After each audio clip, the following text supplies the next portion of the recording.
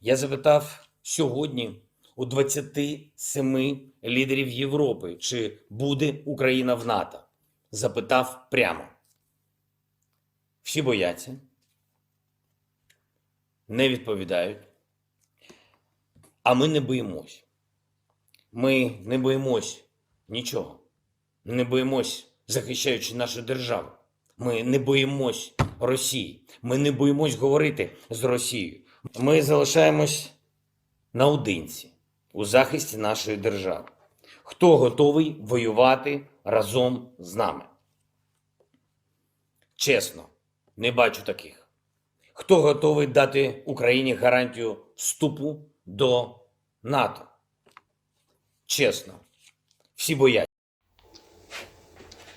Sophie, thank you for that. Well, how did we get to the situation where Russian tanks have rolled into Ukraine and are beginning to, frankly, occupy this country? We're going to take a look at Ukraine's relationship with its bigger neighbour, with Ros Atkins. Ukraine's independence came in 1991.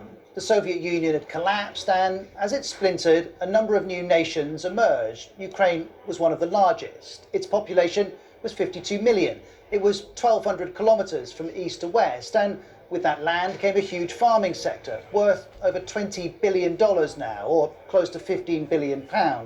And as democracy moved east, this was a moment of optimism. In 1991, Ukrainians celebrated their first election. The US called it momentous. One voter described a flowering of our soul. But for all the enthusiasm, democracy couldn't change Ukraine's geography or its history. To the east was Russia. To the west were Poland, Slovakia and Hungary. All three had communist pasts. By 2004, all three had joined the European Union. Being pro-Russia or pro-Europe became a fundamental dividing line in Ukrainian politics. And months later, we saw how. Amidst allegations of electoral fraud, what became known as the Orange Revolution began. And two men were the focus. Viktor Yanukovych, who was pro-Russia and who'd initially been declared the winner, and Viktor Yushchenko, here on the right, who was pro-Europe and would become president after a new vote. And while the outcome of that election was settled, relations with Russia were not. And in 2010, there was a further twist. Yanukovych was re-elected, and then in 2013, he would take a decision with huge ramifications. Chris Morris reported at the time. As EU leaders arrived for the Eastern Partnership Summit, something was missing. The centrepiece was supposed to have been the signing of an association agreement with Ukraine. But it didn't happen. Under pressure from Russia, Yanukovych walked away from that deal with the EU, and another revolution would begin. There were weeks of protests and crackdowns, and in the end, Yanukovych would flee his country estate just outside of Kiev and head for Russia.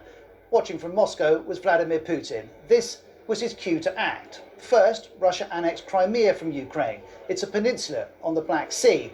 Weeks later, pro-Russia rebels seized two regions in eastern Ukraine.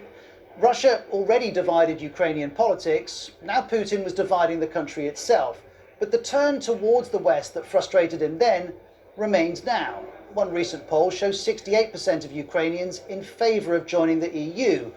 Putin, though, sees Russians and Ukrainians as one people, a single whole. He says Ukraine is ancient Russian soil. That perception may explain this invasion, but perhaps there's something else too. Because the 90s brought a surge of democratic optimism. To Ukraine's current president, this invasion is showing us what Putin thinks of that. Putin started a war against Ukraine, against the whole democratic world. He wants to destroy my country.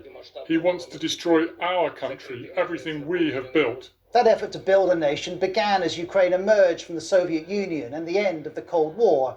Today, as Russia invades, Ukrainians are seeing the extent of Putin's resentment of what happened then and what's happened since. Ros Atkins with